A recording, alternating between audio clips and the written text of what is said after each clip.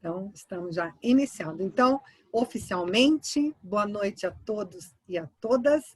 Sejam muito bem-vindos a mais um evento da Comissão de Mediação e Conciliação da Subseção Santana.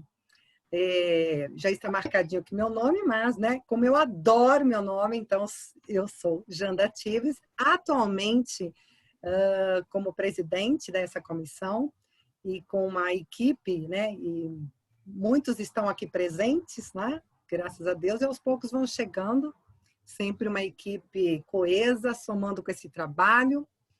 Agradecer imensamente a diretoria da nossa subseção OAB Santana, que sempre está aí nos dando alicerce para que possamos dar prosseguimento a essa missão de compartilharmos esse trabalho sobre mediação e conciliação, é a nossa grande proposta, levando aqui na instituição OAB Santana, a princípio, para que os advogados, eu sou advogada também, né?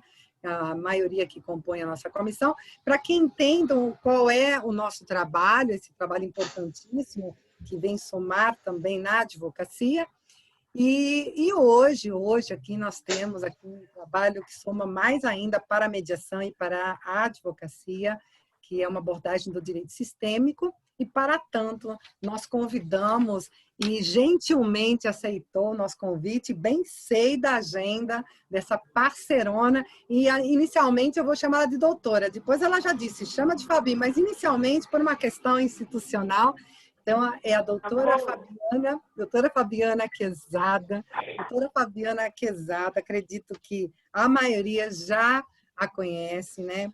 Pelos livros que ela escreve, pelos trabalhos que ela vem fazendo, mas, mesmo assim, eu faço aqui uma breve apresentação da nossa ilustríssima convidada.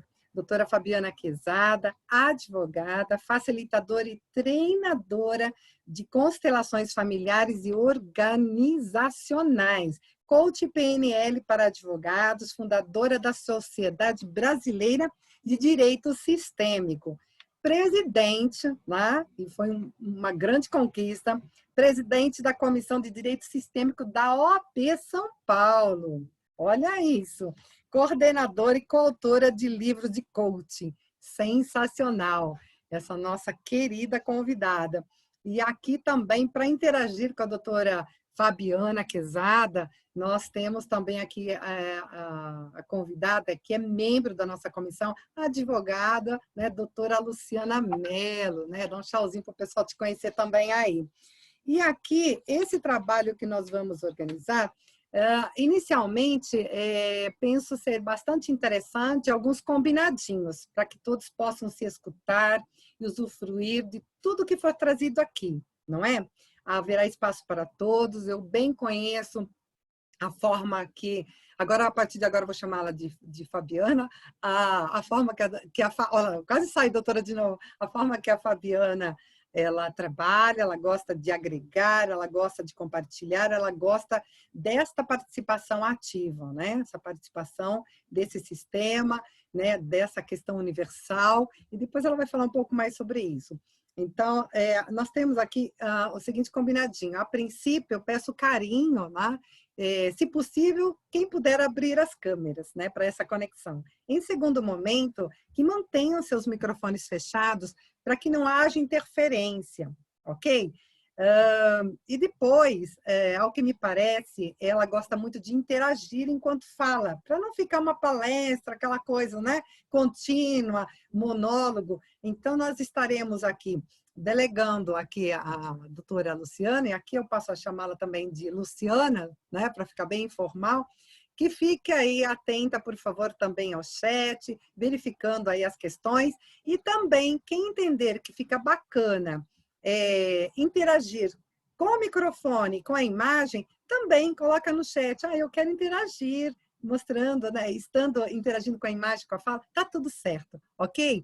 Então, antes de darmos início a nossas atividades, eu também quero aqui agradecer imensamente aqui, para quem não conhece, a vice-presidente da comissão, doutora Daniela Abram, ela está aqui como anfitriã, é o meu braço direito aqui. A tecnologia, ela domina, eu estou como aprendiz, então sempre me socorro a ela e ela está sempre pronta, sensacional, né? Então, eu sou uma abençoada, só tenho que agradecer por toda essa presteza, essa parceria e dos demais integrantes da comissão também, né?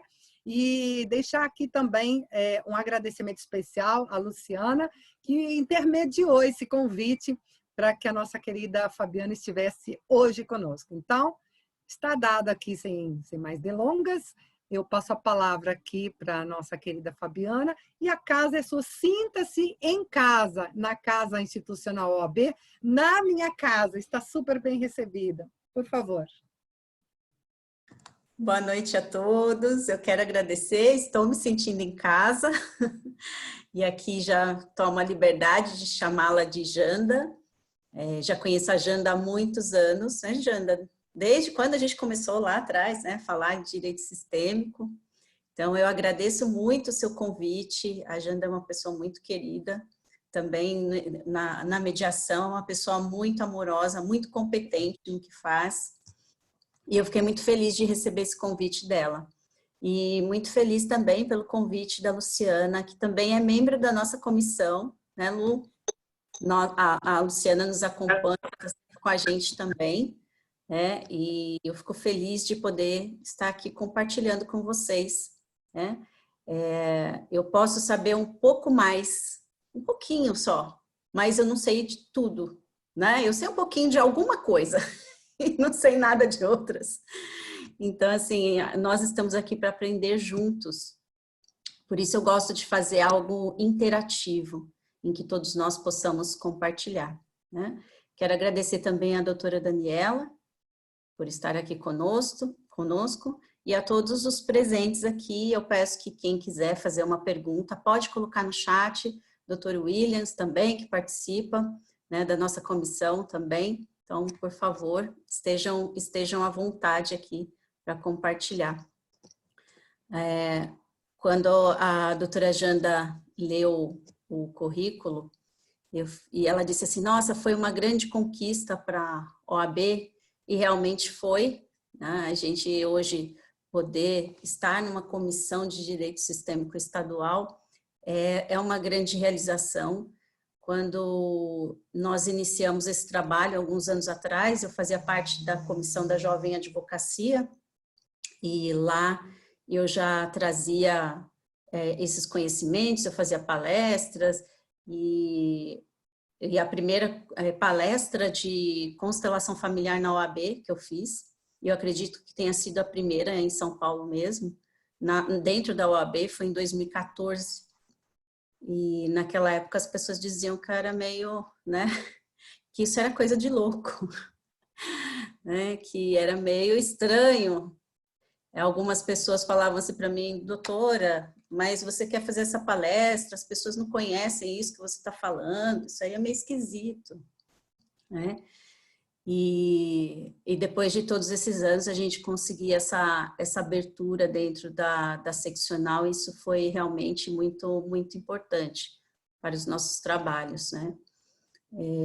E eu vejo quanto que nós hoje estamos expandindo esse movimento para o Brasil inteiro e para São Paulo também. Nós temos hoje em São Paulo 40 comissões de direito sistêmico. E isso é muito importante, porque cada comissão, cada presidente de comissão, os membros da comissão, fazendo a sua parte do lugar onde estão, todos juntos, né? Porque quando a gente faz os eventos aqui, eu convido todas as comissões para participarem, né? Eu acredito que esse é o papel de uma comissão estadual, não é estar aqui e simplesmente, né, mostrar o rosto e estar aqui. Não, eu sempre quis juntar, né, unir as comissões, saber como funciona em cada região e trazer as pessoas para perto. Então, quando a gente faz os nossos eventos, a gente traz todas as comissões. E cada um dos seus lugares, né, nas suas cidades, conseguem fazer um pouquinho e ir trazendo essa consciência para os advogados e para a população. Não se trata só de nós, né? Não se trata da profissão. Quando as pessoas chegam para fazer curso comigo, né, ou quando vêm me perguntar, ou quando estão na comissão, falam assim, quer dizer que eu agora com direito sistêmico eu vou aprender algo para a minha profissão. E eu digo que é muito mais do que isso. Não se trata da nossa profissão. Se trata de quem nós somos e de quem nós nos tornamos nessa caminhada, nessa jornada de autoconhecimento e autodesenvolvimento. Então, quando eu falo do direito sistêmico, eu estou falando de uma filosofia, sim, de algo que a gente vai trazer para a nossa vida, né, e, consequentemente, a nossa profissão. Né? Então, a nossa é uma consciência muito diferente. Esses aprendizados que a gente tem, primeiro nós vamos aplicar em nós, depois com os outros, com os nossos clientes. Não adianta eu aprender as leis sistêmicas e olhar para elas e dizer, agora eu entendo dos outros. Não. Primeiro lugar é com a gente. Saber por que nós fazemos o que fazemos e a que estamos servindo. E eu penso que o nosso maior objetivo aqui é estar a serviço desse todo, trazendo essa consciência. O que a gente fizer aqui não vai refletir só para a nossa família, né? Não só para o nosso grupo. O que a gente fizer vai refletir para toda uma sociedade. Os benefícios, às vezes, a gente pode olhar e falar assim, isso é muito pequeno para este momento. Mas nós não sabemos o quanto isso vai reverberar no futuro, para as próximas gerações. Então, o nosso papel aqui é muito importante. Qual é o legado que cada um de nós quer deixar para o mundo? E quando eu falo desse legado, não se trata de fazer algo grande. Eu acredito que, assim, aquilo que a gente pode fazer, dentro da nossa possibilidade, o melhor que eu posso fazer neste momento. Então, nesse sentido, eu já trago essa reflexão para vocês. E pensar o que nós queremos enquanto profissionais, enquanto advogados, mediadores, juízes, todos aqueles que estamos aqui dentro do judiciário, nós estamos buscando o quê? E para quê? O que eu quero com aquilo que eu faço? Eu me tornei advogado para quê? Eu me tornei mediador para quê? Lembrando que não é um tornar-se, né, no sentido do ser, né, porque isso é apenas uma condição é um estado, né? Eu estou advogada, eu estou mediadora, tá? Eu estou presidente de uma comissão, mas eu não sou, tá? Se eu deixar de fazer essa atividade, eu vou continuar sendo Fabiana. Eu vou continuar sendo quem sou. E sendo quem sou, o que eu faço para contribuir com tudo isso? Então, essa é a primeira pergunta, a primeira reflexão para vocês. Né? O que eu faço? O que eu quero com aquilo que eu estou fazendo? Eu vou, para quem está com a câmera aberta, eu vou perguntar quem é mediador. Mediadores, tá, a maioria aqui né? Advogados. Então, mediadores e advogados. Então, a gente já juntou tudo que o negócio é assim, a gente já quer salvar todo mundo mesmo, né? Então, vamos lá.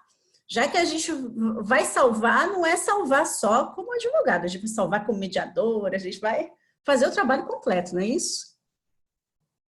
E aí eu pergunto, por quem? Quem nós queremos salvar com aquilo que fazemos? Estamos a serviço de quem? De qual sistema? Dos clientes, das partes ou serviço do nosso próprio sistema? Querendo salvar tudo isso. Essa semana eu fiz um atendimento e foi interessante que a pessoa dizia assim, Não, porque eu quero unir, né, todo mundo, e agora, agora eu entrei para a mediação, e com a mediação eu sei que eu vou poder fazer algo de bom, e é porque eu sempre quis isso, fazer o melhor para as pessoas. E aí eu perguntei para ela assim, e como é que era o relacionamento dos seus pais? Aí ela disse, não tenho nenhum problema com eles, nenhuma questão. Falei, tá bom, vamos olhar então. E eu falei, qual é a sua questão então? Ela falou assim, vida profissional. E ela não trouxe só profissional, a palavra profissional, ela trouxe vida e profissão. Então, quando ela trouxe isso para o campo, né, nós fizemos isso com os representantes, os bonecos, ela pôde observar que o quanto ela não aceitava a forma como os pais dela, o que aconteceu com os pais dela, a separação dos pais dela. E, no fundo, o que ela queria era unir os pais. Então, ela acreditava que com a profissão dela, ela poderia unir as pessoas. E, no fundo, quem ela queria unir? Os próprios pais. E eu falo que a união, no fundo, essa integração, é uma integração dos próprios pais no nosso coração. Quando eu olho para eles e digo assim, você foi errado, você não deveria ter feito isso, eu estou excluindo e eu estou julgando. E é o que mais nós fazemos, né? Ao mesmo tempo, nós queremos o quê? Que eles estejam juntos. E juntos dentro do nosso coração. Então, ela pôde fazer essa integração, foi muito bonito o movimento que ela fez. E ela pôde entender o seguinte, que não é neste sentido de unir os pais que o trabalho dela deve seguir, é de uma outra forma. Agora, não pelos pais, mas por ela mesma. E muitas vezes nós estamos na profissão fazendo pelos nossos pais, fazendo a justiça pela nossa família, por aquilo que a gente acredita que deveria ter sido feito e não foi. Quando estamos como mediadores e aqui assim, uma possibilidade, né? Mas muitos trazem essa possibilidade de que se tornam mediadores para mediar esses conflitos dos pais. Então, eu olho para os meus pais e vejo os conflitos deles. Eu sou pequeno, né? Eu sou ali uma criança, vou crescendo, vou convivendo com aqueles conflitos dos meus pais, com os quais eu não sei lidar. E quando eu cresço, vai passando o tempo, eu cresço assim, agora eu vou resolver os problemas de vocês, eu vou cuidar de vocês. E aí eu quero mediar as questões dos outros. Quantas vezes a gente observa, para quem aqui já conhece o movimento das constelações, que a gente coloca, muitos colocam o pai e a mãe e o filho está no meio, ou seja, no meio do relacionamento dos pais. É como se ele ficasse aqui e ele tivesse que o quê? Mediar esse conflito dos pais. Então, às vezes a mãe chega aqui para ele e fala assim, você viu o que o seu pai fez? Aí ele faz o quê? Ah, vou ter que ir lá no meu pai. Pai, por que você fez isso com a mamãe? E aí volta. Aí o pai faz alguma coisa. Ah, mas você viu como a sua mãe é teimosa? Ela fez isso, isso, isso. Aí o filho olha e fala, mãe, por que você fez isso com o papai? Percebe? É um peso muito grande para esse filho que fica no meio desse relacionamento, querendo cuidar desses pais, querendo uni-los, querendo inclusive dizer para eles o que eles devem ou não fazer. Além de colocar esse filho no meio do relacionamento, esse filho começa a se sentir o quê? Pai e mãe dos próprios pais. E ele acredita que ele é que tem que dar a solução. O que acontece com o filho, gente? Esse filho não vai para a vida. Porque ele acredita que ele tem que ficar ali. e que se ele for embora, que se ele tomar posse da sua própria vida, se ele seguir aquilo que ele quer fazer, os pais vão sofrer, os pais vão se separar, pode acontecer alguma coisa com eles. Então ele prefere ficar ali. São filhos que às vezes, né, possibilidade, não casam. Hoje eu estava num grupo de estudos e aí uma pessoa falou assim, eu tenho 25 anos e eu moro com os meus pais e eu quero morar com eles a vida inteira, porque eu quero cuidar deles. E eu tenho medo de ir embora e acontecer alguma coisa e eu não estar lá naquele momento para cuidar deles. Ou seja, o filho se colocou nessa condição de salvador. E às vezes ele sente que aquilo que ele recebeu, né, que é a própria vida, é tão grande e que ele recebeu tanto daqueles pais que ele tem que cuidar deles, que ele tem que devolver para eles. E aí ele não caminha em direção à vida. Ele fica ali no que a gente chama de boa consciência, né? Ele fica ali dentro do sistema familiar dele e ele diz, por vocês eu faço isso. Por vocês eu não vou adiante. Então, esse é um pequeno exemplo para nós percebermos o quanto nós nos colocamos nesse papel de salvador dentro da nossa profissão. Seja ela advogado, seja mediador, aqueles que estão dentro da justiça são aqueles que se consideram os justiceiros, né? Os salvadores, que vão resolver o problema do mundo. E eu faço mais uma reflexão. O que é justiça para cada um de vocês?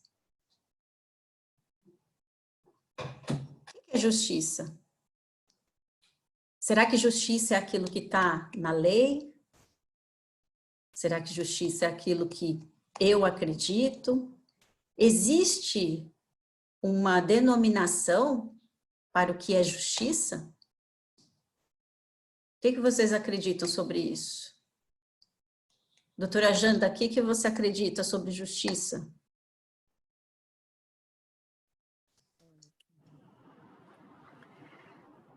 É uma situação tão assim delicada quando perguntada para alguém da área de direito, né?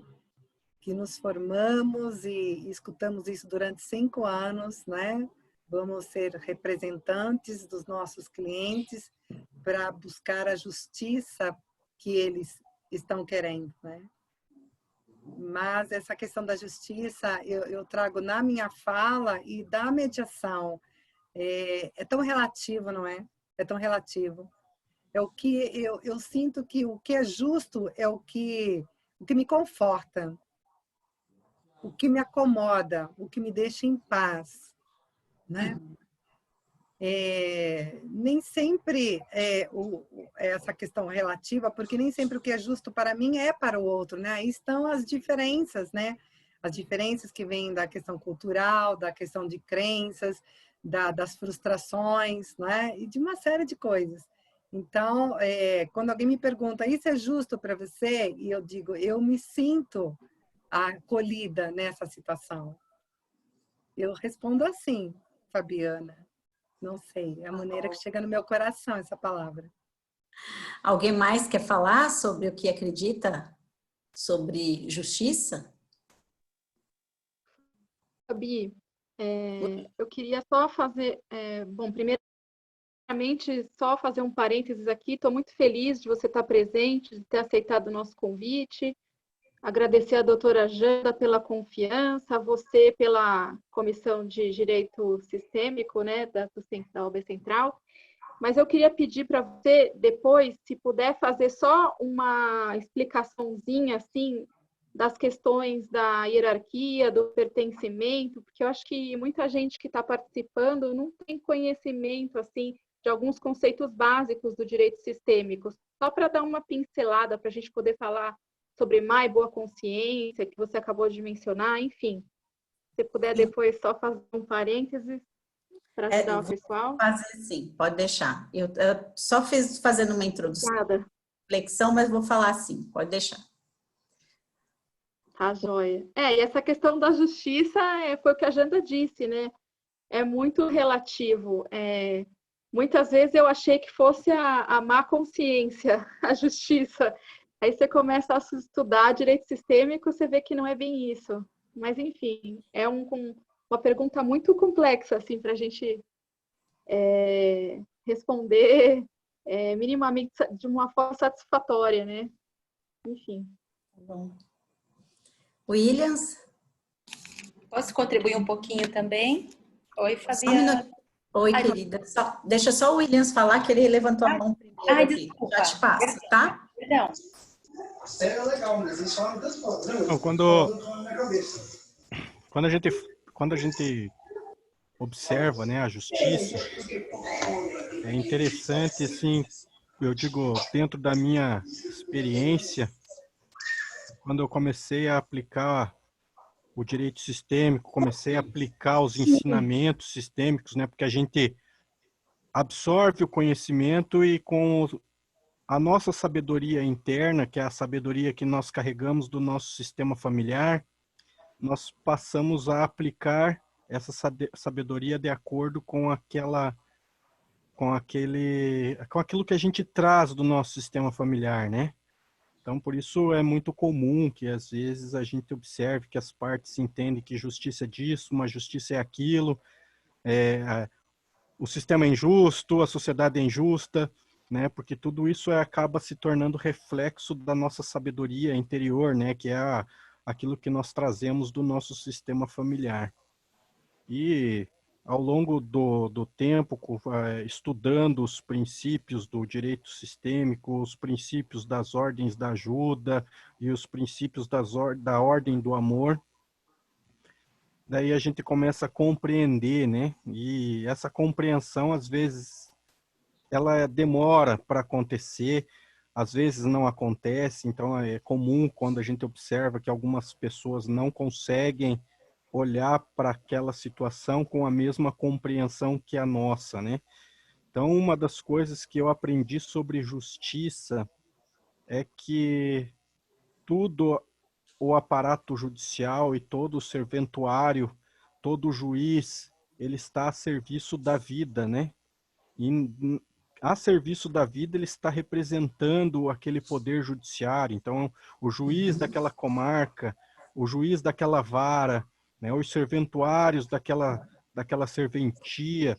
Então, eu comecei a observar como eles transferem a sabedoria que eles têm do seu sistema familiar de acordo com aquele modelo de justiça. Então, é muito comum que as pessoas não consigam compreender isso. E quando a gente acaba estudando e se aprofundando dentro dos princípios das ordens do amor, os conceitos sistêmicos, você começa a compreender o motivo pelo qual aquele poder judiciário é daquela forma, né?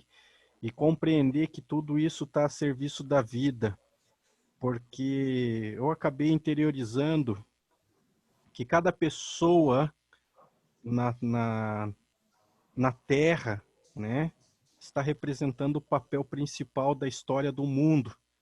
E normalmente ela não sabe disso. O que eu quero dizer com isso? É que quando ela se depara com um processo judicial ou com um determinado julgador ou com a parte em si, é importante respeitar aquele movimento, né? Porque mesmo sendo sistêmico, eu não posso chegar lá e abrir a cabeça das pessoas e colocar os princípios lá dentro, porque não vai resolver, né?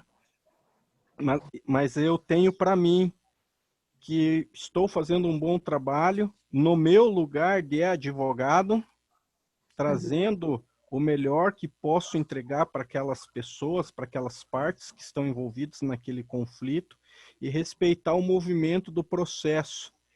Então, quando a gente tem essa percepção, o processo para nós se torna mais leve, mas para aquelas pessoas que estão dentro daquele litígio, se ela está dentro daquele movimento de vitimismo, é normal que ela tenha um juiz que vai deixar ela cada vez mais vítima, ou seja, a decisão judicial para ela será sempre desagradável, porque ela está dentro desse movimento. Então, quando a gente olha esse movimento, percebe que ela está no movimento de vítima, a decisão judicial vai ser no sentido de vitimismo. Porque Sim. daí ela vai chegar lá para você e vai falar assim, doutor, eu não gostei da decisão judicial. Porque justamente a gente já sabe que vai levar para esse caminho, né? Porque ela já quer ser vista pelo juiz como vítima. Então, se ela quer ser vista pelo juiz como vítima, o juiz provavelmente dará uma sentença para ela, ou uma decisão judicial que seja desagradável, para ela chegar lá e reclamar do juiz, porque ela continua sendo a vítima. Então, quando a gente começa a observar esses movimentos, assim, a gente começa a perceber que aquela justiça que, às vezes, né, ou eu, no caso, criticava muito antes de aplicar esses conceitos, e antes mesmo de ser sistêmico, eu sofria muito com os processos, né? Ficava uma semana sem dormir, às vezes, por causa de uma decisão judicial. Como que eu vou falar para o meu cliente que aconteceu tal coisa? E depois que eu comecei a aplicar esses conceitos e as posturas, né? Porque a gente vai trazendo essas posturas para o nosso dia a dia. A gente se torna sistêmico, né? Não existe como ser só naquele momento, né? Porque é uma coisa que a gente carrega para nós e carrega para a vida. Então, a gente começa a ter uma compreensão da justiça de uma forma diferente, né? De uma forma amorosa, respeitosa e compreensiva, né? E do sistema inteiro, né? Sim. E dá para falar muito tempo sobre isso, né? Porque é muito profundo. Obrigada, doutor Williams, por suas palavras. E é justamente no sentido de que a justiça que a gente acredita para nós não é a justiça que é para o outro. Então, cada um vai entender a justiça da sua maneira, né? E de acordo com aquilo que é importante para aquela pessoa. Então, eu posso dar uma sentença procedente, né? Então, imagina eu como advogada, né? Eu ingresso com uma ação, faço um pedido e na minha cabeça eu coloco que aquela ação, vamos supor, eu coloco aí 1 milhão. E eu acredito que aquele valor é que vai suprir a necessidade daquela parte. E vamos supor que chegue lá e essa pessoa ganhe esse dinheiro. Muitas vezes a gente olha e fala assim, ganhou um bom dinheiro. Mas não se trata do dinheiro, daquele valor em si, mas de outros valores, de outras questões que estão ali dentro daquele conflito e que a pessoa está pedindo. Mas nós, enquanto advogados, não sabemos o que é que esse cliente quer, qual é a real necessidade dele. E, às vezes, nem todo o dinheiro do mundo vai suprir isso. Porque, às vezes, o que aquela pessoa quer é apenas um pedido de desculpas, é um reconhecimento. Quantas vezes a gente percebe aí casais que estão se separando e às vezes muitos anos de casamento e quando se separam entram naquele conflito pelos bens, mas não se trata dos bens. Eles até conseguem resolver, né? Vai ficar isso com um, isso com outro, até conseguem resolver, mas não se trata dos bens, mas se trata do vínculo. E às vezes separar aquele vínculo é muito difícil para eles, né? Não se trata, por exemplo, de eu vou ficar com mais do que você. Se trata do reconhecimento. Às vezes a outra parte quer ouvir, olha, eu agradeço você por todos esses anos em que estivemos juntos e pelos filhos que nós tivemos. E o bem é apenas uma forma de manter o vínculo. Então, a gente percebe que os processos são uma forma de ligar as pessoas àquela situação. Quanto mais tempo demorar aquele conflito, mais as pessoas continuam unidas naquela relação. Elas têm dificuldade de deixar o outro ir, de liberar. Marta, você quer fazer uma colocação? Você falou da justiça? Eu acho que, obrigada a todos, e esse encontro é muito bom, né? Falar sobre visão sistêmica dentro da mediação. Eu também gosto muito da temática. A justiça é isso tudo que a gente vem acompanhando desde quando a gente é pequena, dentro da nossa estrutura familiar, dentro dos nossos conceitos, depois a gente vai crescendo sobre essa questão de justiça e vai formando. E com o tempo a gente tem a beleza de aprender que existem outras formas da gente olhar a justiça. Não com o nosso olhar de crítica, do nosso olhar que veio da nossa ancestralidade, com todas as suas regras, né? E quando a gente observa dentro da visão sistêmica que você tem uma visão imparcial, sem julgamento, sem julgar a moral, e isso é muito interessante, porque dentro da justiça, a justiça ela vai ser aplicada, mas a gente sabe que por trás de todos esses conflitos tem muitas coisas, né? Dentro das nossas próprias vidas também, que são nossos conflitos pessoais, aquilo que você começou falando sobre as nossas ações, né? Também que interferem em cada momento. Então, como tirar, como ser imparcial de tudo isso, que é o grande movimento, que são esses trabalhos, principalmente com esse trabalho sistêmico, que a gente vai aprendendo a separar o que é nosso, a separar o que é o outro e olhar de forma imparcial. Essa que eu vejo maravilhosamente essa parte desse trabalho da constelação, dessa visão sistêmica. Então é isso. Obrigada. Obrigada, Marta. Então, assim, para aqueles que não conhecem, né, o que eu digo sobre o direito sistêmico é uma forma de facilitar um novo olhar para o conflito, né? Através dessa visão, nós podemos trazer para o nosso cliente consciência dos motivos pelos quais ele se encontra naquela relação conflituosa, naquela dificuldade.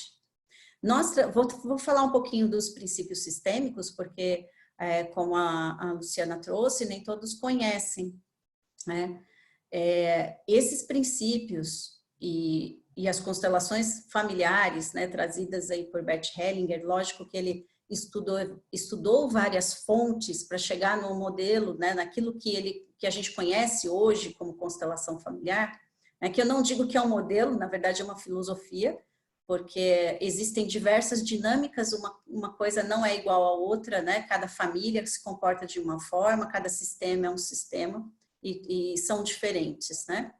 Então, não existe uma regra, existe uma observação. Ele observou que em muitos casos acontece tal possibilidade, mas existem muitas outras.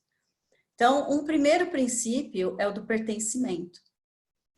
Todos nós fazemos parte de diversos sistemas, né? Então, todos estamos aqui nesse momento e formamos um sistema virtual. Essa sala de bate-papo nossa é um sistema em que nós estamos aqui interagindo ao mesmo tempo. Aquilo que eu digo influencia vocês e o que vocês falam também influencia a mim. Estamos aqui diretamente conectados. Existe uma sensação. Quando eu digo algo que toca alguns de vocês, automaticamente vocês têm uma sensação, inclusive no corpo de vocês, né? Uma sensação, às vezes, né? Uma emoção, algo no corpo acontece, né? Uma memória. Então, esse é um pequeno sistema. Nós fazemos parte de diversos sistemas. Dentro de nós existem vários sistemas atuando. Então, o sistema respiratório, digestivo, circulatório. Nós vivemos dentro de um sistema social, dentro de um país, dentro de um continente, dentro de um planeta. Percebam que, assim, nós estamos em vários sistemas. Eu participo, por exemplo, eu faço parte de um grupo religioso, é um sistema.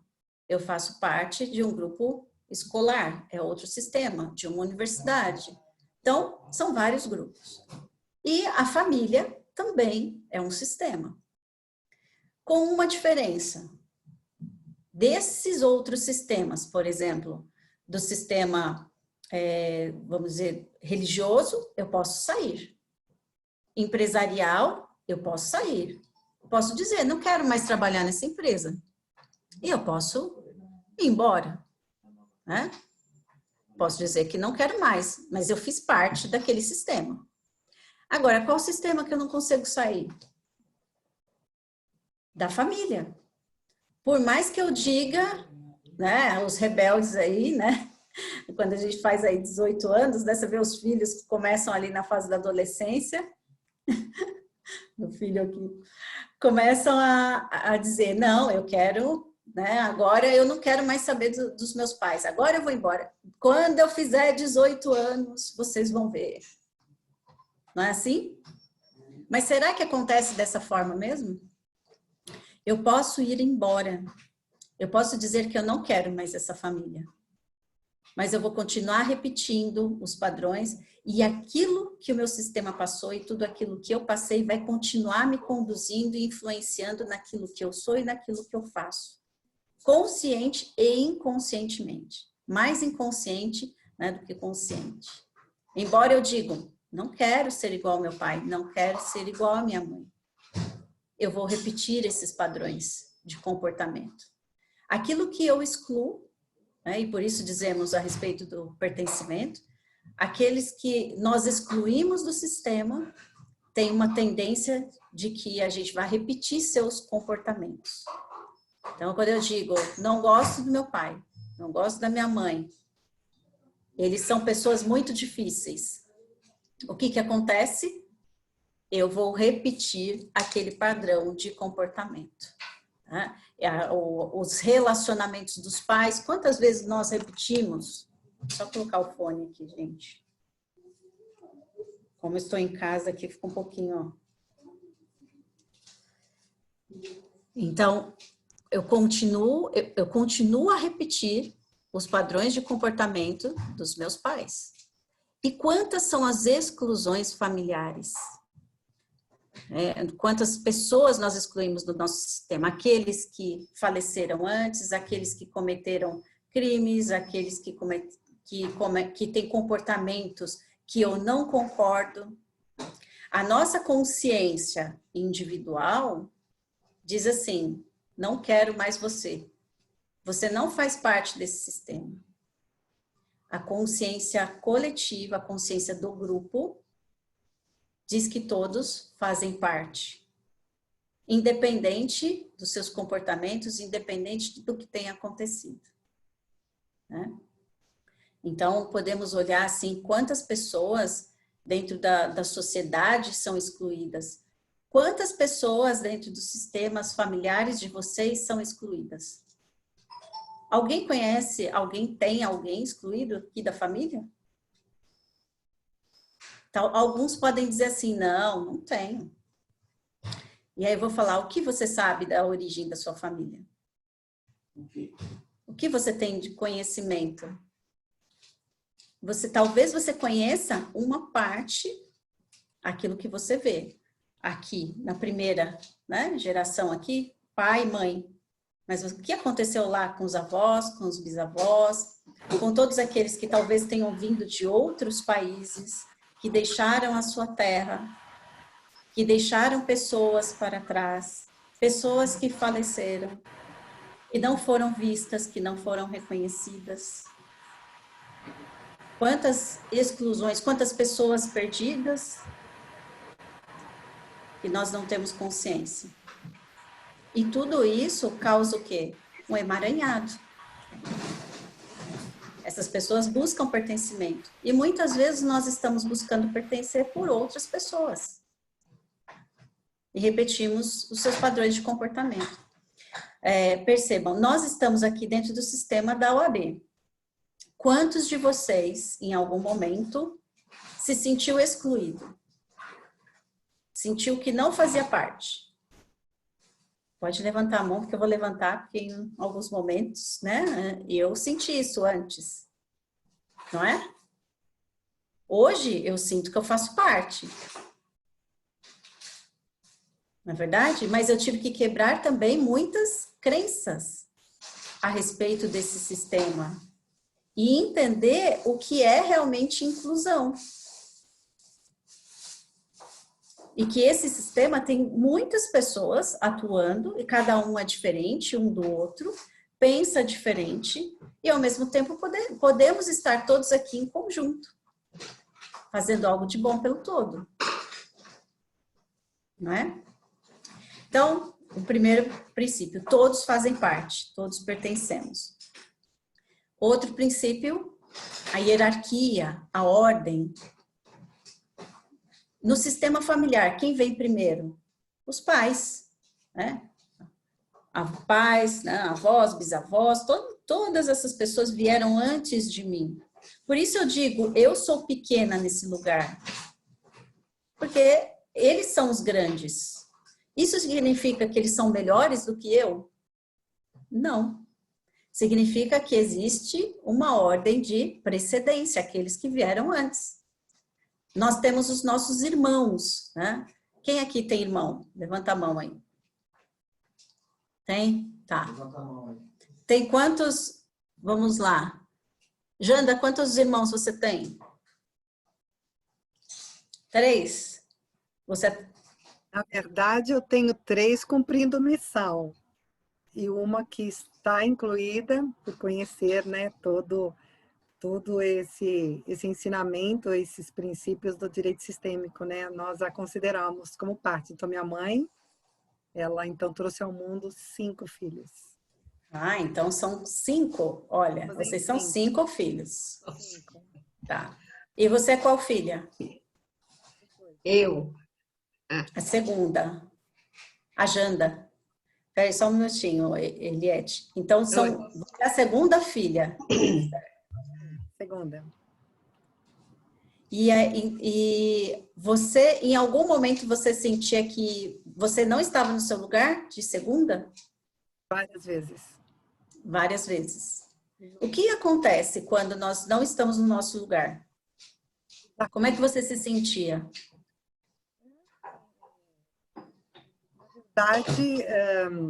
Desprezada, né? Tão incluída e tão vista e tão fora do lugar, tanta desarmonia que excluída pelos demais.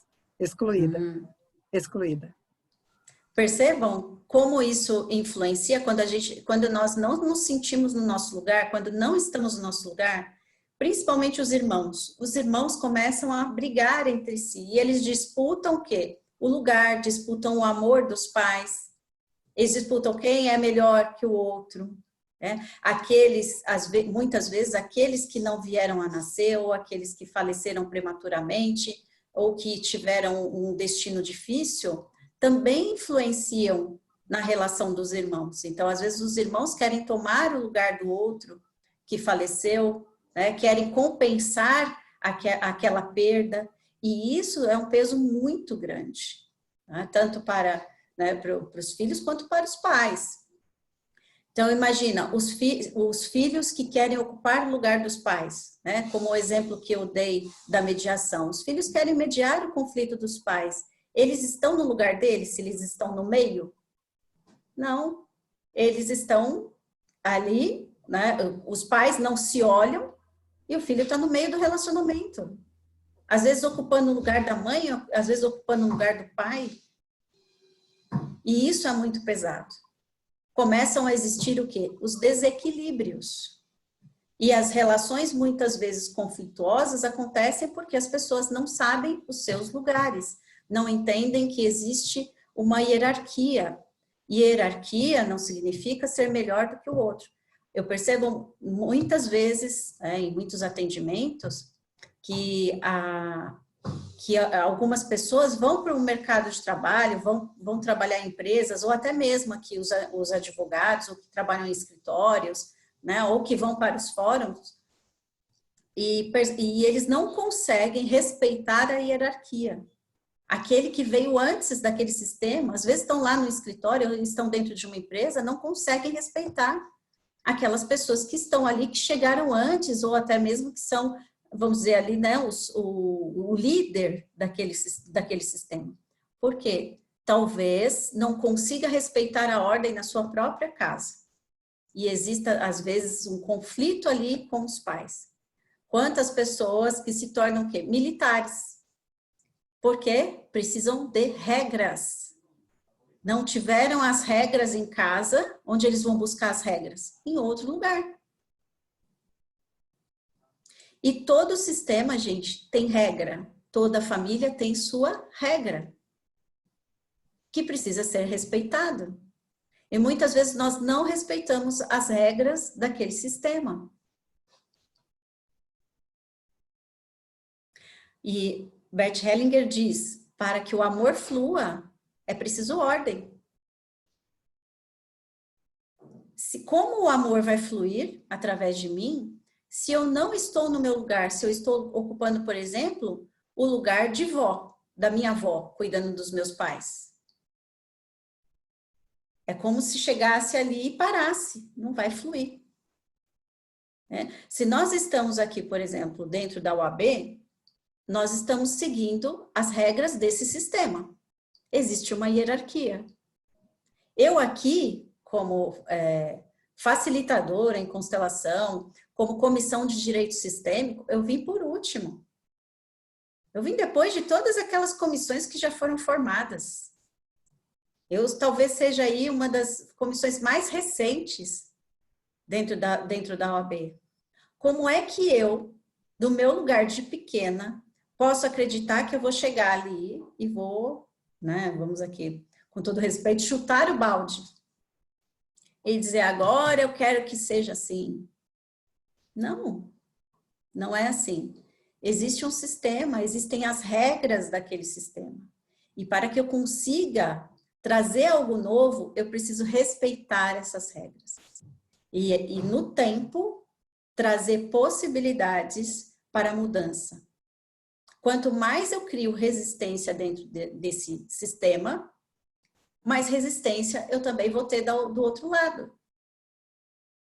Quando eu estou aberta e eu respeito aquele sistema, e eu posso trazer aos poucos uma possibilidade, as coisas vão acontecendo. Então, vocês percebam que a comissão, ela teve um tempo para chegar até aqui. Nós tivemos um tempo para chegar até aqui. E hoje, se a gente tem também respeito, abertura, é porque nós também fizemos isso com as pessoas que estão lá, sem julgamento, porque eu não posso julgar que aquelas pessoas que estão ali são piores do que eu, muito pelo contrário. Todos fazem parte do jeito que são, tá tudo certo. Se tem pessoas ali que, por exemplo, não aceitam ou olham pra gente e julgam e dizem que não querem, tudo bem, porque isso é delas. Não me cabe querer forçar as pessoas a ter esse conhecimento. Isso é respeito, é respeitar a ordem também. Faz sentido, gente? Sim. Outro princípio é dar e receber. Então, o equilíbrio nas relações se dá através desse olhar, né? De o que eu recebo e o que eu dou. Na relação entre pais e filhos, não existe esse equilíbrio. Os pais dão, os filhos tomam e seguem adiante. Como o exemplo que eu dei daquele rapaz. Ele recebe a vida e ele vai fazer algo de bom, mas se ele recebe a vida e ele sente culpa e ele quer devolver, existe um desequilíbrio. Então, quando eu tomo a vida dos meus pais, para que eles se sintam honrados, eu vou tomar essa vida e vou fazer algo de bom com ela, através do meu trabalho, através dos meus filhos, vou passar a vida adiante.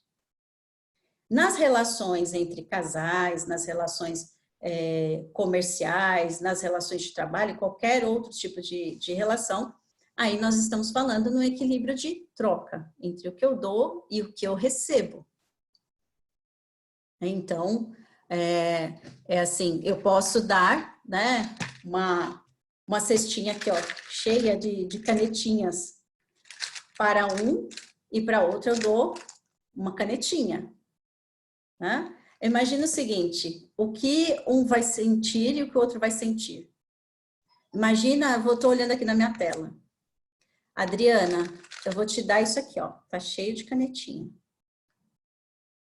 Tá? E eu vou dar para Juliana 2 canetinhas. sintam. Como é que vocês percebem isso? Vou dar para Caroline uma canetinha.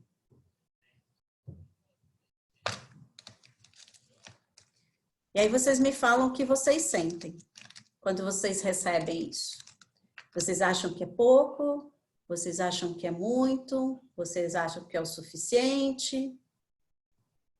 Ou melhor, vocês sentem, né? Se é o suficiente?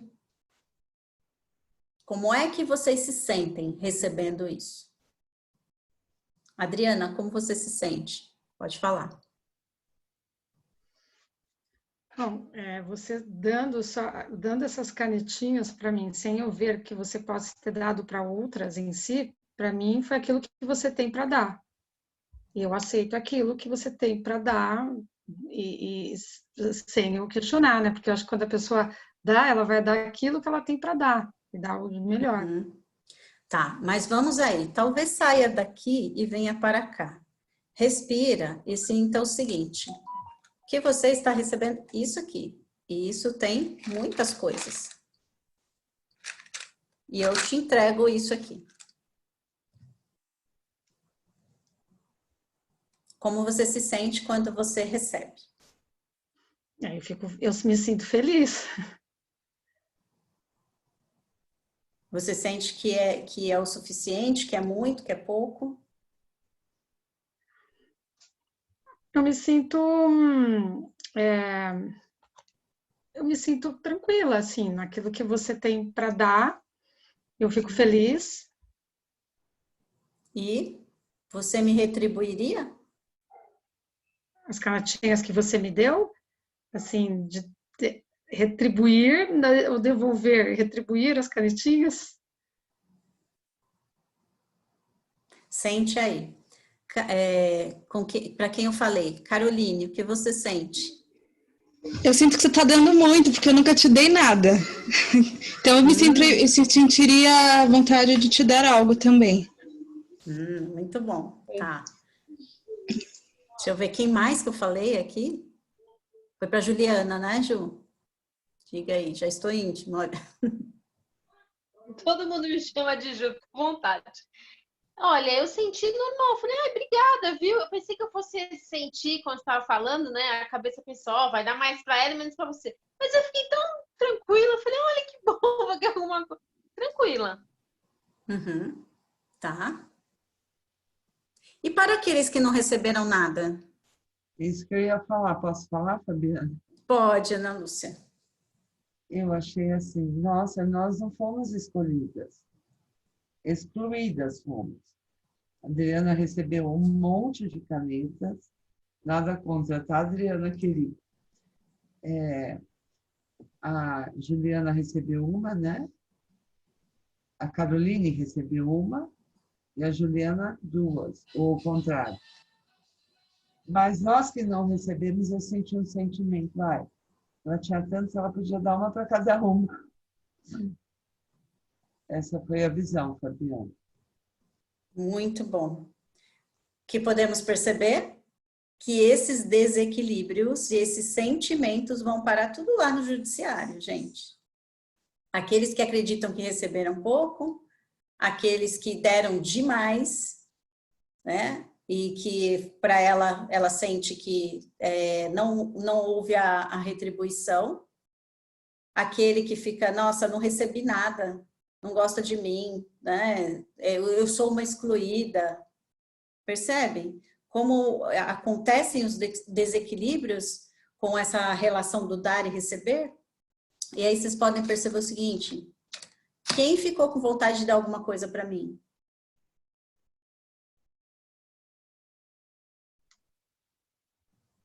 Caroline, ficou? Ficou. Percebam? Então, a Caroline ficou com vontade de retribuir porque ela disse, eu nunca te dei nada, por que você está me dando alguma coisa? Não é? É o que acontece. Alguns só recebem e não conseguem retribuir para os outros. Outros nem querem receber, porque imaginam que ao receber algo, vão ficar em dívida com o outro. E é isso que acontece inconscientemente. Por isso o equilíbrio. Quando a gente recebe algo, inconscientemente e automaticamente, é como se eu, a partir de agora, tivesse em dívida com o outro. Então, vamos dizer, nesse sentimento, eu chego e dou para o outro alguma coisa. E aí, novamente, existe um equilíbrio. O outro vem e me dá alguma coisa. E assim são as trocas dentro do relacionamento. Se essas trocas não existem, se um apenas recebe e não dá nada, tem conflito. Né? Então, a gente precisa ficar bem atento. Quando nós temos um desequilíbrio dentro do dar e tomar, do dar e receber, é preciso olhar para como nós olhamos para os nossos pais.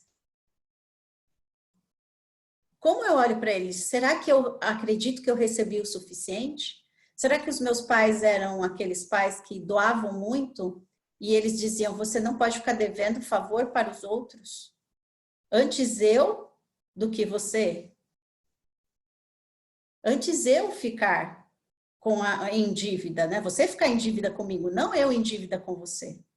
E o que a gente percebe nesses desequilíbrios de dar e receber, aquele que recebe muito fica pesado demais. E aí é uma possibilidade muito grande dele gerar um conflito com aquela pessoa que deu, para que ele se sinta menos pesado, para que ele consiga ter um equilíbrio. Então, a gente vê os conflitos, por exemplo, dentro da justiça do trabalho. É um desequilíbrio naquilo que se dá e recebe dentro da prestação de serviços. Quantas empresas familiares a gente observa que existem esses conflitos? Porque numa empresa familiar, a gente considera o quê? Que aquelas pessoas que estão ali também são da família. Alguns querem dar muito para aquele funcionário.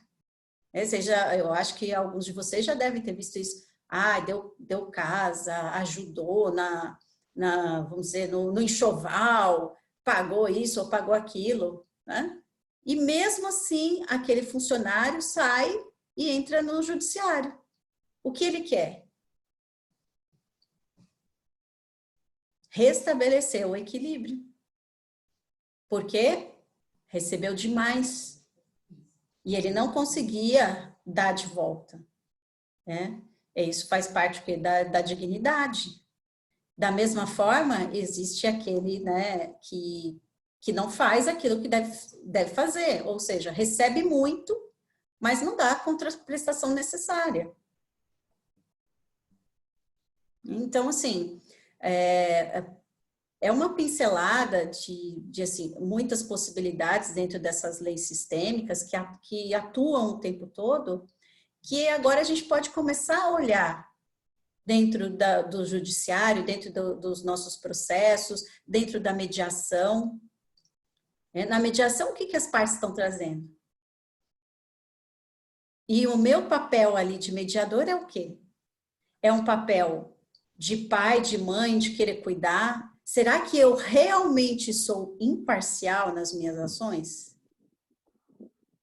Ou será que eu digo que eu, né, dentro do princípio da mediação, né Janda? Eu sou imparcial, eu estou ali, né, para facilitar aquela solução entre as partes, eu vou ouvir um, eu vou ouvir outro, mas até onde esse meu olhar é imparcial e neutro? Quando alguém chega para uma mediação e aquele caso fala muito de mim, será que eu tenho um olhar neutro a respeito disso? Será que né, não vem uma vozinha e fala assim naquele momento, ai meu Deus, como eu gostaria que isso fosse diferente. Como eu gostaria de poder resolver isso. Nossa, isso é tão simples de ser resolvido. Simples para quem? Dentro de qual realidade? Quando eu faço esse movimento, aquilo ali já diz respeito a mim. Já faz parte de mim. E muitas vezes, nesse processo, e aí vamos falar um pouquinho aí das ordens da ajuda, a gente falou um pouquinho das leis sistêmicas, aquilo que a gente chama as ordens da ajuda, de saber que nós viemos por último nesse sistema, nesse conflito. Eu não sei nada sobre a relação daquelas pessoas. E se eu quero resolver, eu talvez esteja querendo resolver por mim. Quero fazer a justiça por mim. Eu quero consertar algo do sistema, mas não daquele sistema, do meu sistema. Mas eu faço isso através dos meus clientes. Aquilo que eu gostaria que os meus pais tivessem feito, é aquilo que eu gostaria que tivesse sido diferente, eu quero fazer com os meus clientes. Na mediação, eu vou conduzir, por mais que eu esteja aqui ouvindo as partes, inconscientemente, eu quero conduzir para um movimento ou para o outro. Então, nosso olhar não é neutro. Percebem? E esse olhar, por não ser neutro, ele afeta o resultado.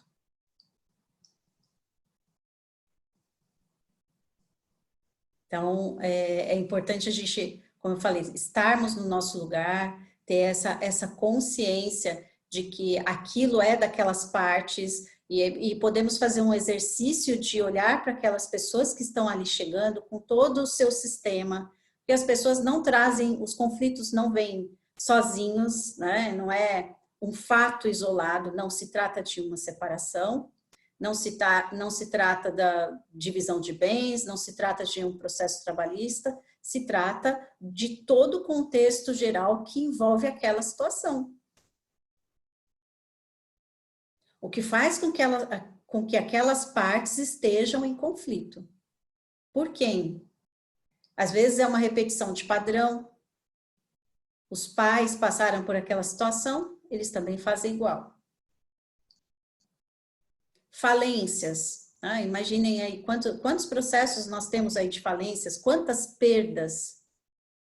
E aí nós vamos olhar para o sistema familiar dessas pessoas, também houveram falências, houveram perdas, ou imagine o seguinte, aquelas pessoas que conseguiram ganhar muito dinheiro ou ter muitos bens à custa do sofrimento de outras pessoas. As consequências disso para as gerações futuras.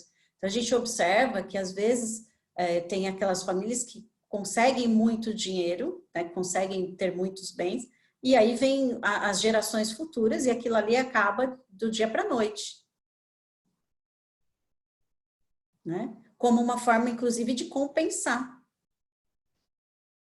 São muitas dinâmicas. Né? Imagina todos aqueles as pessoas que vieram de outros países, que deixaram suas famílias, né, que vieram fugidos da guerra. Quais são as consequências disso? Culpa, ressentimento, mágoa. Tudo que eles estão trazendo ali. E inconscientemente eu carrego e quero repetir. E eu não me sinto merecedor de receber, de ter mais.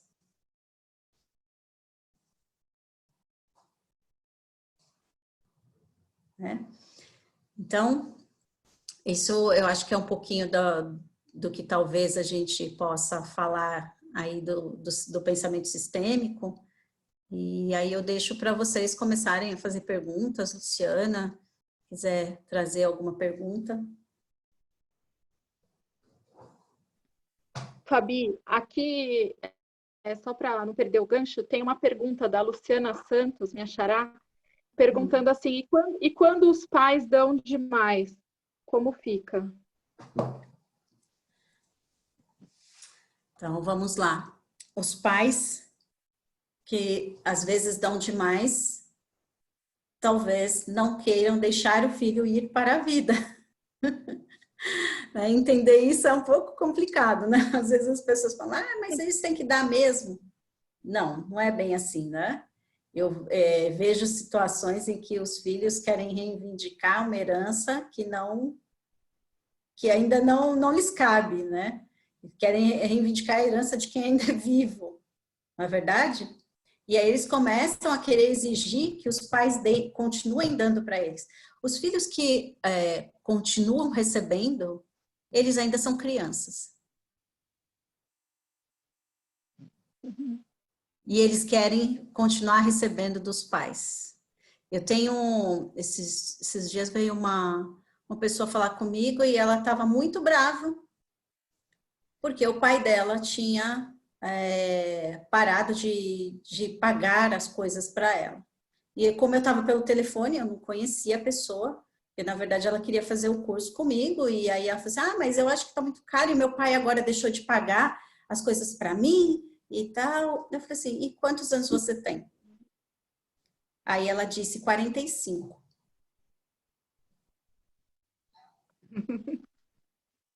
Então, aos 45 anos, papai e mamãe ainda pagam as minhas contas. Por quê? Eles, lógico, existe aí a responsabilidade de ambos. O filho não saiu dessa condição de filho, de estar nesse lugar de criança, que ainda precisa ser cuidado, que ainda reivindica, que ainda quer algo dos pais. E os pais, por sua vez, também acreditam que o filho também não consegue ir para o mundo, que o filho ainda é pequeno e que eles têm que cuidar. E o que esses pais fizeram com ela nesse momento foi a melhor coisa. Eles disseram, vai para a vida. Agora, você vai para a vida. Eu não tenho mais nada para te dar. O que eu te dei foi o suficiente. Agora você segue. Quando os pais querem dar demais, os pais não deixam os filhos ir para o mundo. Faz sentido, Luciana? É isso? Faz, é isso mesmo, é isso mesmo. E a gente acaba vendo vários exemplos, assim, né? Se você for na própria família, assim, você vê sempre aquela pessoa ou família de amigo que estagnou, porque ela ainda está naquela posição de criança, né? Independe da idade, pode ser 45, 60, sei lá. É muito curioso isso, né? A gente perceber. Muito, muito. Fabi, tenho mais uma pergunta da Juliana. Aproveitando, ela falou assim, que se junto com essa dinâmica do direito sistêmico, existem outros elementos psicológicos. Até, Ju, se você quiser explicar um pouco, assim, que eu não entendi muito sua pergunta. Pode falar, Juliana. A minha dúvida é a seguinte, se, por exemplo, uma relação, uma pessoa está sentindo, olha, eu estou dando mais e eu não estou recebendo. Então, é sempre essa falta de equilíbrio, ou assim, não, de repente questões pessoais de um, questões pessoais do outro, a família, a dinâmica da família, ou sempre vai ser uma resposta nesses pontos que você falou, da hierarquia, do equilíbrio, etc. Independente de nós querermos ou não, essas leis sistêmicas, elas nos conduzem, tá? Mas existem, lógico, como você colocou, questões que são psicológicas, né? Questões traumas, tem várias questões por trás. Imagina o seguinte, um sistema, a gente fala que no relacionamento, um sistema não atraiu o outro por acaso. Então, um precisava deste para aprender algo. Então, existe aquele que só sabe receber e aquele que só toma. E talvez os dois tenham se unido para que eles pudessem aprender a chegar no equilíbrio, aprender a trocar. Alguns vão aprender, outros não. E aí é capaz deles saírem daquele sistema e buscarem pessoas que fazem a mesma coisa. E o desequilíbrio continua. Até que eles tomem consciência de que aquela conduta precisa mudar. Percebe? E isso é um processo tanto sistêmico quanto emocional, psicológico, né? Então, quando a gente está falando desse trabalho, não significa que, por exemplo, você vem fazer, as pessoas falam muito da constelação, que você vem fazer uma constelação e todos os problemas se resolveram. Isso daqui não é milagre, não é oráculo, né? A gente traz o quê? Uma consciência sobre o panorama geral. A partir daquilo, quais são os passos que você vai dar para que isso se modifique? É que seja diferente na sua vida, tá? Não sei se respondi a sua pergunta, você quer fazer alguma colocação? Tá bom. É isso, Ju? Ela fez. E a Caroline está perguntando como que faz para participar da Comissão de Direito Sistêmico. Essa, sim! Se você quiser... Para Caroline, participar se da você comissão... quiser... Pode falar, Lu. Você que faz parte. Não, é porque assim, se você quiser, eu te passo agendas das nossas reuniões. Por enquanto, nós estamos participando online, né? Mas depois você vai nas reuniões e já faz parte. Todos fazem parte, né, Fabi? Todos fazem parte, inclusive, se quiserem participar também lá da comissão estadual, né? Porque todos nós estamos juntos. Então, o que é mais perto para cada um de vocês. Se a comissão aí é mais perto, vocês podem participar, e isso não impede de vocês participarem também dos eventos da comissão estadual, tá bom? É aberto ao público em geral, dia 27 e 28, dias 27 e 28 temos o congresso, então vocês já estão convidados a participarem, a Lu também vai apoiar e vai divulgar, né? A Janda também, já estou aqui colocando aqui. Sim, conta comigo, claro. Somos parceiras, estamos aí com o mesmo propósito. Será uma honra, com certeza.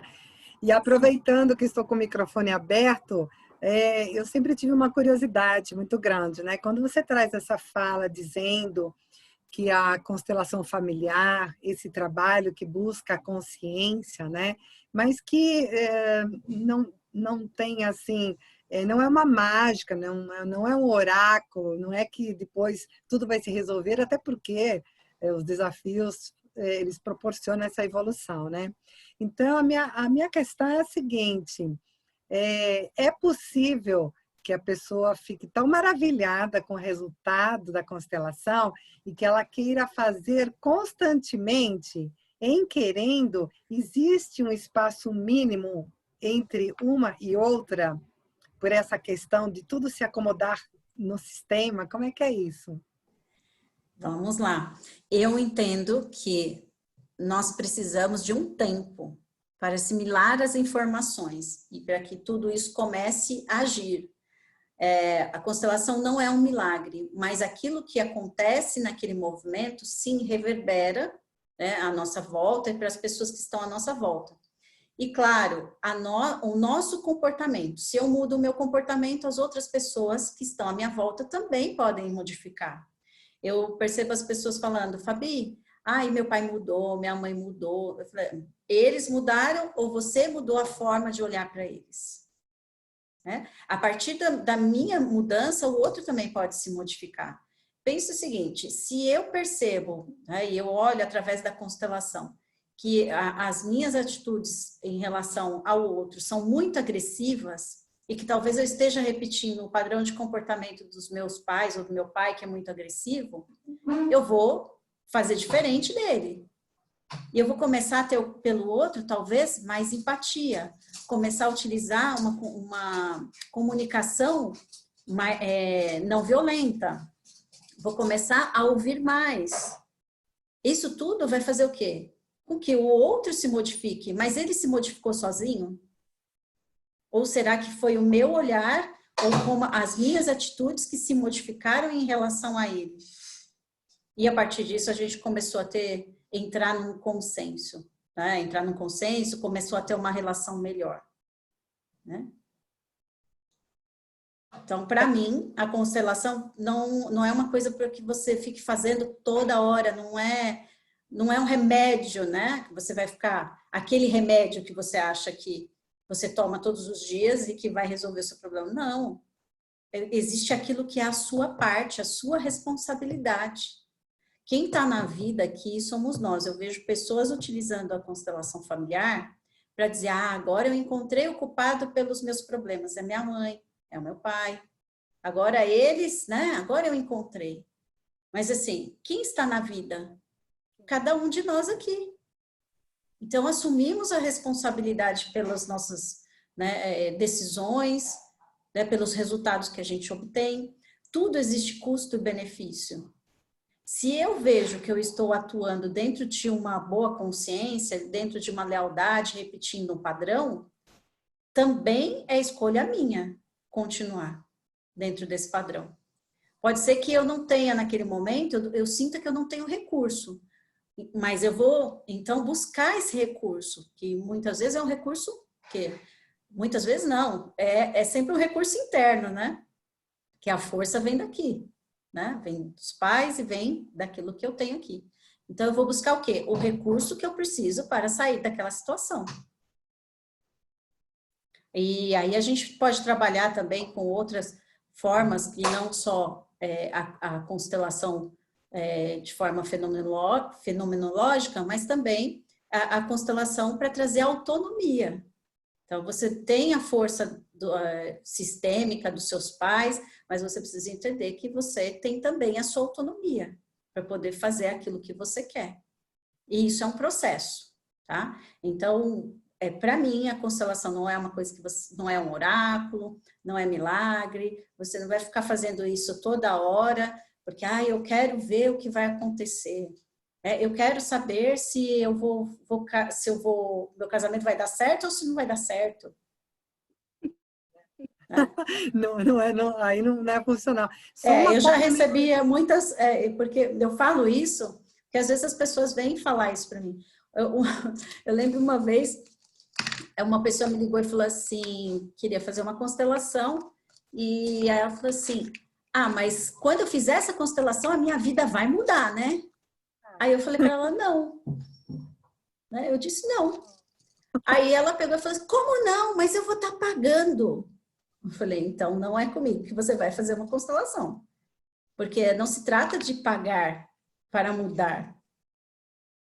O pagamento, fazer uma constelação, não vai te trazer o resultado que você quer. E aí perceba o seguinte, que quando essa pessoa chega com essa exigência, ela está em que lugar? Um lugar de criança, que quer tomar aqui, talvez, do facilitador, quer colocar o facilitador no lugar o quê? De pai dela. Então, ela, pai ou mãe, quer que eu dê algo para ela. Algo que não cabe a mim, que eu não tenho essa possibilidade. Então, eu deixo ela com aquilo que é dela. Uma outra curiosidade, né? Como a constelação ela tem sido uma rede de apoio para a mediação, existem até juízes que permitem o encaminhamento, né? Se as pessoas assim entendem. E aí, uma determinada vez, em um conflito, as partes se interessaram porque foi colocado que tinha... Quando perguntou, mas o que é isso, não é?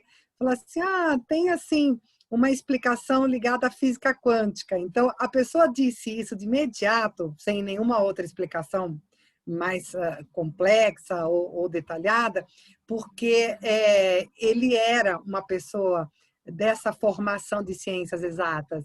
Então, ela verificou que, falando isso, o interesse dele em querer conhecer, e aí somou e despertou a vontade de ir conhecer, e então eles foram encaminhados para a constelação, né? Aí a minha pergunta é, que relação tem, em que percentual a constelação familiar com a física quântica? Sim.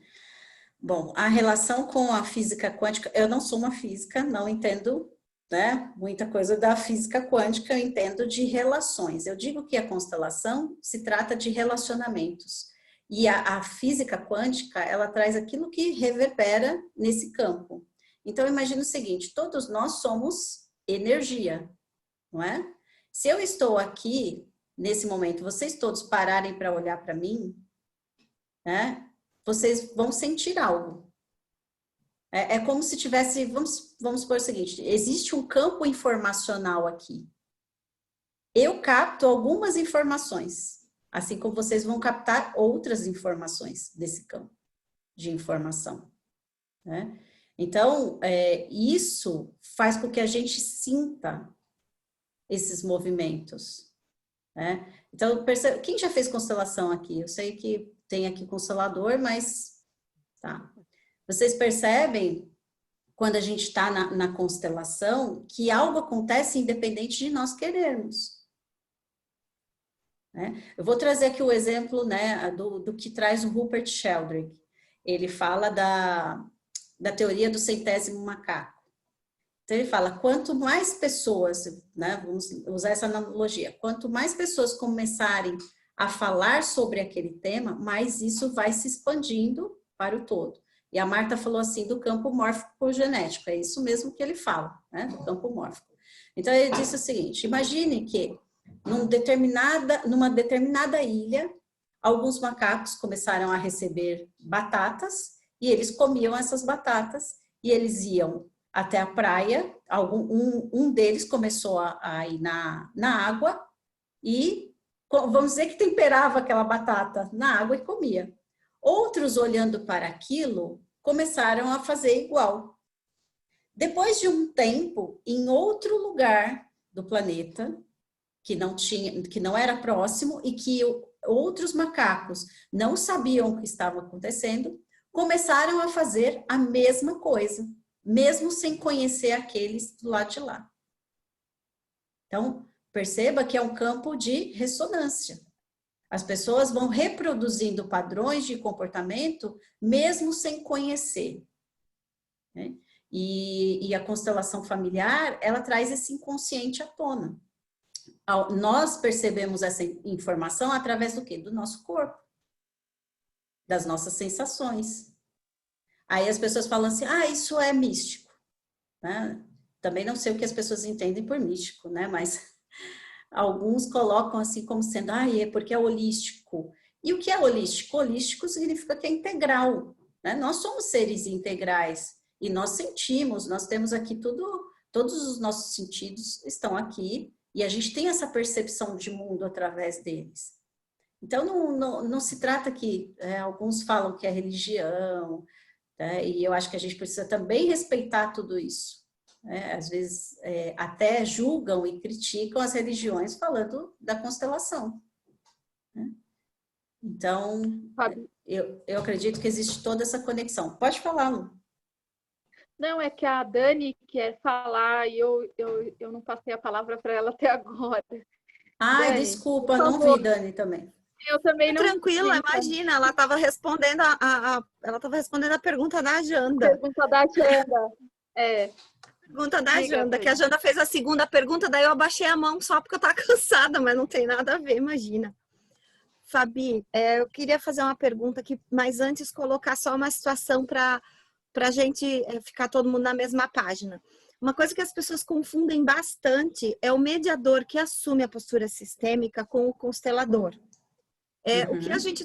O que a gente se propõe a falar um pouquinho, eu acho importante, é sobre a postura sistêmica do mediador. O que faz um mediador sistêmico? Queria que você falasse um pouquinho sobre isso. No que ele é diferente do mediador tradicional? Não é melhor nem pior, mas no que ele é diferente? Então, vamos lá. Vamos falar das ordens da ajuda. Então, da mesma forma como o advogado, o mediador sistêmico, ele vai adotar uma postura de que nada sei sobre aquele conflito. Uma postura de entender que eu tenho o meu sistema e que aquelas pessoas que estão em conflito, elas têm os seus sistemas. E que não é melhor nem pior. No meu lugar, e aí entra o fato de não me emaranhar, como eu estava falando da imparcialidade, da neutralidade, não me emaranhar com as questões daqueles clientes, daquelas partes que estão ali em conflito.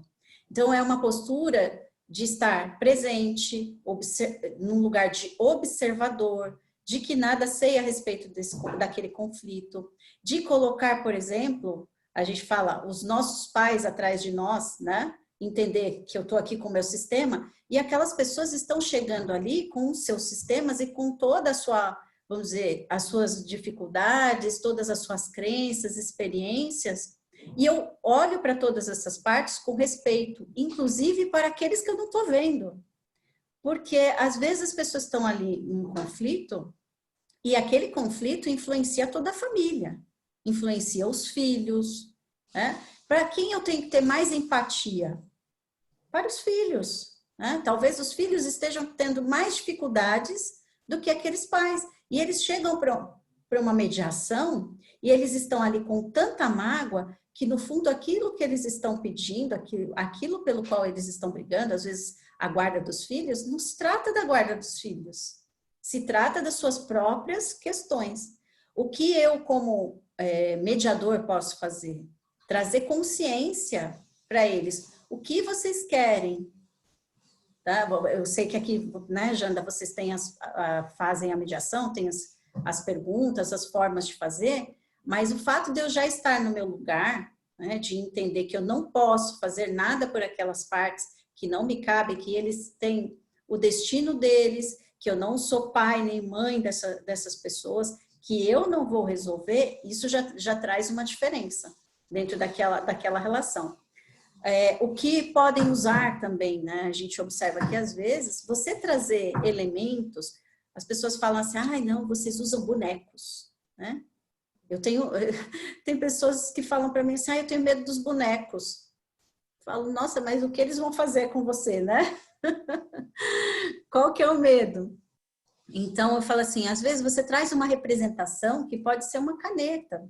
Você entrega para a pessoa, olha, isso daqui é a sua parte, isso aqui é a sua parte. Só que a pessoa segurar o objeto, e você perguntar para ela, o que é a sua parte? O que você sente aí? Ela vai trazer a sensação dela. O outro vai trazer a sensação dele com aquilo que ele tem, percebe? E o que tem diferente nisso? Se trata de uma representação que eu trago do inconsciente daquelas pessoas para o consciente. Elas podem olhar para aquilo. Então, eu posso dizer, olha, isso daqui é o motivo pelo qual vocês estão neste conflito. Como você olha para isso? Da mesma forma, e você? Como você olha para isso? Percebe? Nesse momento, os dois param de se olhar no enfrentamento e eles vão focar nisso aqui. E eles vão trazer... Pode falar. Pode falar. Além dessa postura de não se colocar como salvador, que é uma postura, na verdade, que a gente precisa adotar sempre, é perceber que muitas vezes você está se emaranhando, porque é impossível não sentir a emoção e não sentir que talvez aquilo te toque, mas saber lidar com isso. É colocar todas aquelas pessoas, incluir todas as pessoas que estão ali presentes, inclusive os advogados, né? Lembrando. Exatamente. E fazer movimentos, talvez sistêmicos, estudar um pouquinho sobre isso, mas que não são constelação. Eu acho bem importante que a gente vai disponibilizar, muito provavelmente, essa palestra, que as pessoas não confundam constelação com postura sistêmica. Sim. Deixa eu até fazer um comentário, porque eu participei do primeiro projeto, que eu acho que ainda está aí no Fórum de Santana, inclusive, né? Que era a constelação junto com a mediação. Então, nós tínhamos justamente um projeto no qual existiam, né, tinham os mediadores e os facilitadores de constelação. Eu era uma dessas que participava do projeto como facilitadora de constelação. Então, quando as partes chegavam para a mediação, nós conversávamos com elas, nós ouvíamos, e quando percebíamos que tinha uma possibilidade de intervenção, né, nós fazíamos o movimento da constelação com a autorização das partes e dos advogados presentes. Como você disse, respeitando a todos que estavam ali, né? Foi muito interessante participar desse projeto, porque a gente percebia que era legal porque os mediadores eram mediadores e os facilitadores eram facilitadores.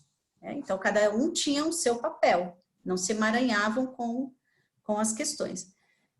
Eu até lembro de uma moça que estava grávida e ela tinha entrado com o processo para regulamentar a visita com o pai, né, do filho, do primeiro filho dela, e ela dizia, porque ele não liga para o filho, porque ele não está vindo nas visitas direito, porque eu queria que ele me ajudasse, porque eu queria que ele fizesse mais, né? Existia uma exigência. E no dia que teve a sessão de mediação, ele não pôde ir. Então, a mediadora entrou em contato com ele e remarcaram para um outro dia. E aí eu fiz a pergunta, o que você gostaria ainda, né, de realmente dele? E aí expliquei os movimentos e falei, você teria interesse em olhar para isso? E foi muito legal, porque ela, quando ela posicionou, ela tomou consciência de que ela tinha muito medo, no fundo, e ela chorou muito, ela dizia, eu tenho muito medo que o meu filho, que já tem 7 anos de idade, se sinta abandonado, se sinta sozinho, porque eu não estou dando conta de fazer tantas coisas, de trabalhar, e agora eu vou ter um outro filho, e se ele se sentir dessa forma. Então, por isso, eu gostaria que o pai estivesse mais presente. Eu gostaria que ele pudesse pegar o filho mais vezes, porque não é que ele não pegava o filho, não é que ele não ficava, ela queria que ele tivesse mais contato, para suprir aquilo que talvez fosse a falta que ela iria ter durante o período em que o bebê nascesse. Então, percebam que, assim, como é que a gente saberia disso se não fosse através de um movimento sistêmico, né? Porque é um processo inconsciente. Teve um outro caso muito interessante, que o filho já tinha 12 anos de idade, os pais estavam separados e eles queriam, o pai queria a guarda do filho, queria que o filho fosse morar com ele. Né? Só que eles já tinham um ajuste entre eles e que o menino ia para a casa dele a hora que quisesse. Né? E aí, assim, a gente fala, olha, se a gente sabe ou não sabe, a gente sente, né? E aí ela falou o nome do menino, né? E eu falo, toda hora eu repetia e falava o nome de um outro. Eu falava, ai gente, desculpa, né? Repeti. Aí os dois começaram naquela, vamos dizer, não era uma discussão, mas eles começaram a entrar num atrito. Aí eu perguntei se eles queriam olhar para aquilo. E a gente colocou, na verdade, a gente não colocou os dois juntos, a gente olhava em separado, né? Cada um olhava para aquilo que realmente sentia.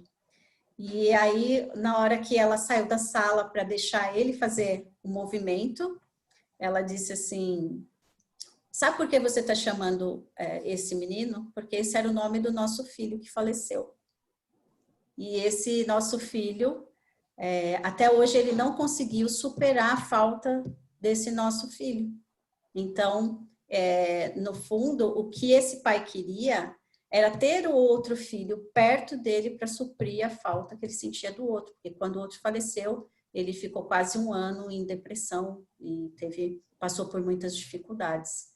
Então, percebam que são processos inconscientes, que movimentam essas pessoas a agirem de determinadas formas. E como elas não sabem como fazer, aonde elas vão buscar isso? No judiciário. Vão buscar alguém que possa ajudar ou facilitar com que elas tenham esse entendimento. Que elas não sabem. Então, para mim, eu acho que, Dani, o que você falou da postura do mediador é importante, né? Eu tenho uma postura sistêmica e eu faço movimentos, ok. Talvez ali, junto com a constelação, eu possa ter uma outra pessoa que faça a facilitação. Eu não vou dizer o que é certo e o que não, ou o que é errado, eu vou simplesmente...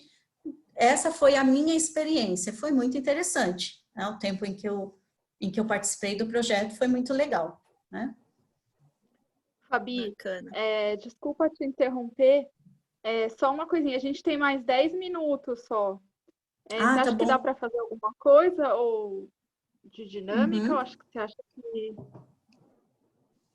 Sim, podemos. Dani, respondi a sua pergunta? Sim, plenamente, obrigada. Então tá bom, então tá bom.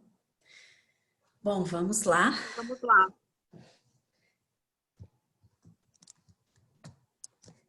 Eu acredito que a dinâmica importante é realmente de olhar para os nossos pais, tá bom? Eu vou pedir para que vocês fechem os olhos. Respirem profundamente.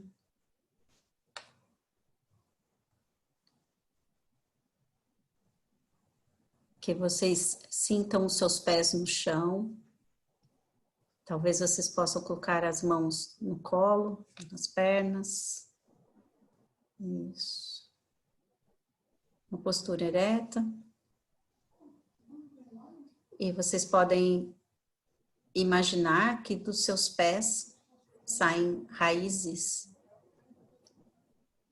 e que essas raízes se conectam com o centro da Terra e que de lá vocês sentem a energia da vida subindo através dessas raízes, subindo pelas pernas de vocês, se expandindo, chegando até o coração, expandindo através de vocês. E talvez agora vocês possam sentir do seu lado direito o seu pai e do lado esquerdo a mãe.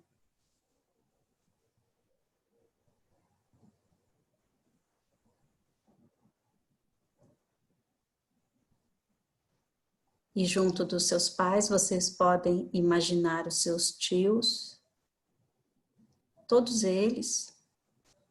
Talvez você possa olhar para cada um deles, do lado do pai. Talvez tenha um que você não tenha olhado muito bem, não tenha percebido. Que tenha sido excluído. Da mesma forma, do lado da mãe. Olhando para todos os tios. Aqueles que estão perto, aqueles que estão longe. Os que já faleceram.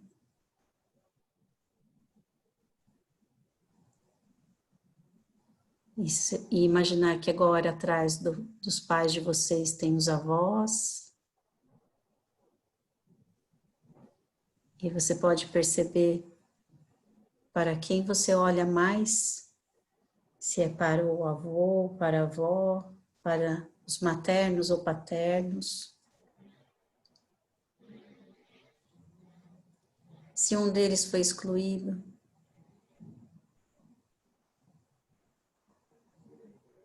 Atrás deles agora os bisavós. Perceber talvez a origem, de que lugar eles vieram, o que eles passaram, o preço que pagaram.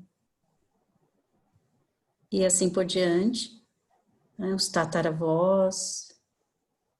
Imaginem quantas pessoas tem aí atrás de vocês. Aqueles que você consegue ver, aqueles que você não consegue. E talvez você possa fazer uma reverência a todo esse sistema familiar. Com muito respeito, você abaixa um pouco o seu queixo e agradece por eles terem vindo antes e por terem pagado o preço para que você pudesse estar aqui hoje. E aí você diz sim a tudo que foi, sim a tudo que é e como é.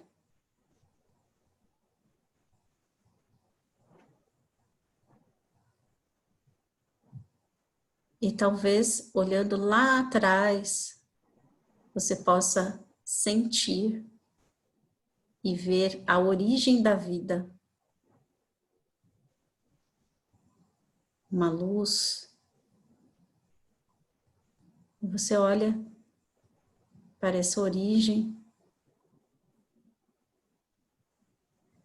e perceba que essa luz, essa vida vem vindo de lá de trás e passa por todos esses ancestrais e que ela chega até você.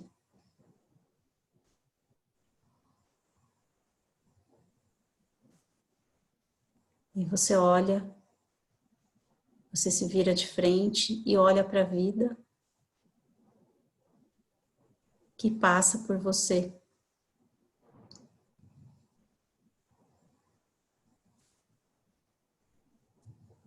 Respira. E perceba como fica o seu corpo, o seu coração, sabendo que todas essas pessoas fazem parte e que tudo isso constitui a sua história, a sua experiência, quem você é no mundo. É a base do seu pertencimento, é tudo aquilo que você recebeu, é o respeito à hierarquia. E você simplesmente agradece. E imagina como pode ser o seu futuro a partir de agora, incluindo todos no seu coração, com gratidão e respeito.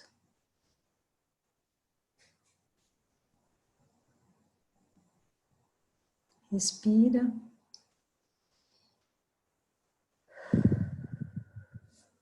E pode ir voltando. Aos poucos, isso.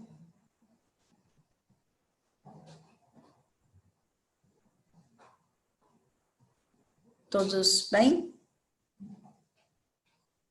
Sim? Então tá bom. Eu encerro agradecendo a todos vocês pela abertura, Janda, Luciana, Daniela, todos vocês que estavam aqui, que ficaram até agora aqui, nos assistindo. Agradeço por me permitir também estar a serviço de vocês, do sistema de todos vocês. Então, peço que também olhem com amor para o meu sistema, que também faz parte. Gratidão. Gratidão, Fabi. Gratidão imensa, Fabi, por aceitar o nosso convite. Lu, né, por ter se esmerado e se desafiado, né? Você disse, não, ela tem uma agenda, mas se tiver que ser, será. E foi, e aconteceu. E todos tiveram aqui esse grande benefício, né, de aprendizagem o tempo todo. E claro que restam muitas dúvidas, questionamentos, que bom, não é? Que bom. Então, foi aberta aí a oportunidade de compor a Comissão de Direito Sistêmico, e eu já vi que vários se interessaram, lindo isso, lindo, e essa vontade de evoluir, querer mais, é porque o que foi trazido despertou isso, né? Mexeu lá dentro mesmo no coração. Eu não estou aqui só como espectador, eu quero fazer parte, eu quero, né? Eu quero ter essa atitude para estar incluída, né? Nesse trabalho lindo que é o Direito Sistêmico. Parabéns mesmo, né? Quero agradecer aqui. Lu, quer fazer algumas considerações antes que o tempo nos consuma? Eu só quero agradecer mesmo, primeiro, a oportunidade de estar aqui com a Comissão de Mediação, junto com você, sempre pelo apoio, pela oportunidade. A Fabi, que, assim, dispensa qualquer tipo de comentário, eu sou muito fã da Fabi, independente de estar na Comissão de Direito Sistêmico ou não, assim, já há muito tempo. E eu acho que muito bacana que essa palestra despertou interesse verdadeiro de outras pessoas que podem agregar e também fazer parte desse movimento, que é uma nova visão do direito, que eu acho que assim é muito proveitoso para todos nós, né? Como advogados e como mediadores. E como ser humano, em primeiro lugar. É isso. Quero agradecer a Dani também, viu? Porque a Dani, ela sempre ajudando. Ela é a que mais, assim, tá pau para toda a obra. Dani, muito obrigada também. E todo mundo que está aqui, né? Que ficou até agora com a gente. Exatamente. Alguém quer alguma palavra para encerrar? Fiquem à vontade. Alguma palavra que veio no coração com essa dinâmica que a Fabi propôs? Resumindo em uma palavra, qual foi seu sentimento? Como chegou isso? Gratidão. Vida. Vida. Alegria, né? de encontrar todos da família, assim. Sim. Acolhimento.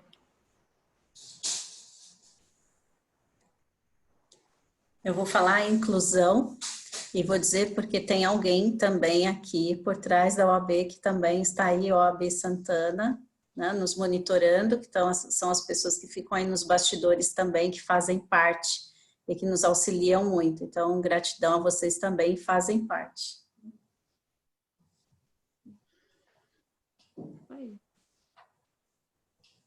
Mediadores Só nessa mais um postura. recado.